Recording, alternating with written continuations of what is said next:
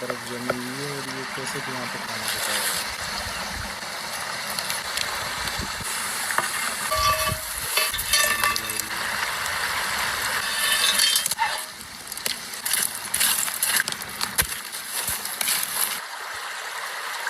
माशाल्लाह, बड़ा प्यारा व्यू है।